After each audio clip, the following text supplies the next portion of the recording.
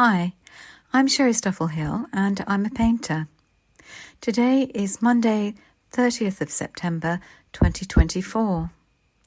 Thanks, Stan, for the opportunity to participate in this interview today. I do appreciate it. I'll tell you a little bit about my background, as I believe that our experiences do shape us, and as artists we express it in our work, even if it is unconsciously.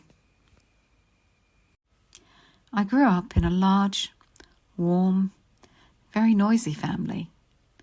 We travelled a great deal as my father was in the American Air Force, and we lived in many countries, including Britain, which is where my mother was from.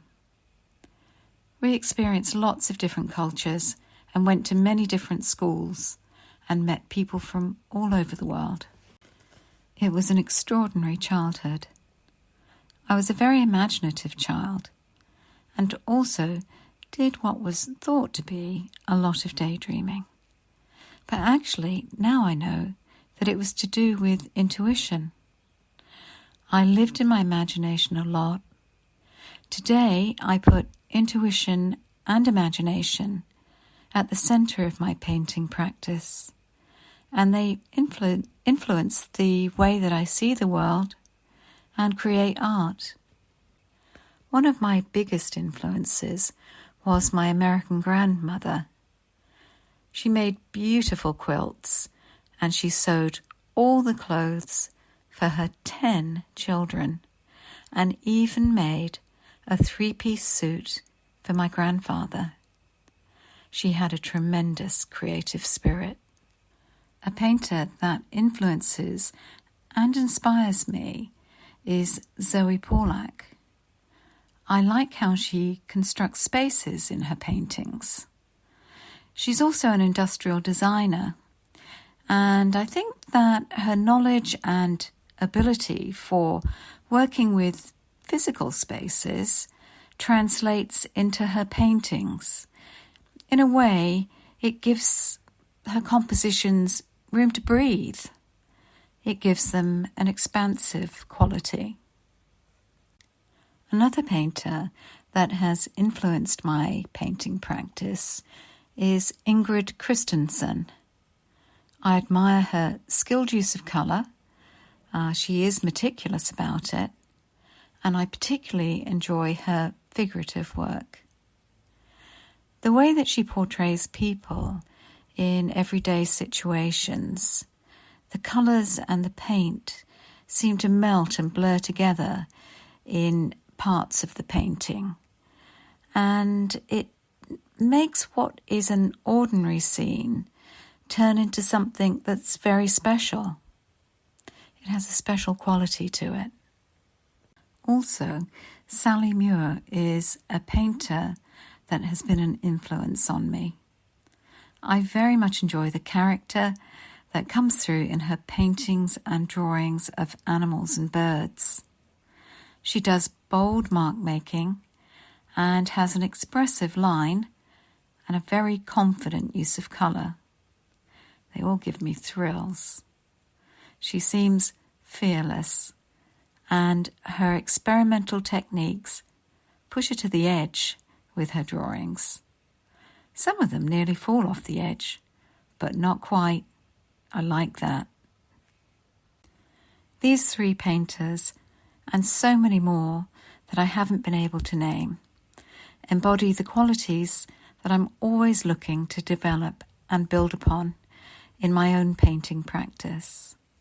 Composition, colour, and expressive mark making, combined with a fearless approach that encourages you to loosen up, let go, and make a space where unexpected things can happen. There's a helpful mantra that I like to use. Give yourself permission to explore. Accept that sometimes you will fail, and trust the unexpected.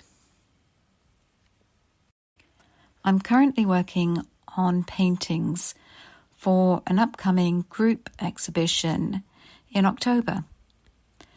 Also, I'm thinking about my painting practice and a challenge that I've been focusing on recently. In addition to using intuition and imagination, I'd also like to incorporate some aspects of my meditation practice into my painting process, with the aim of bringing them into alignment and exploring what's possible and seeing what the benefits are. So it's an area that interests me and I'm developing. Recently, I attended a workshop and the tutor's name was Prasad Bevan. He requested we did a short meditation before beginning our paintings. It seemed to centre you, and it gave a good base to start a painting from. I've been applying this to some of the watercolours that I've been doing for the show, and it seems quite effective.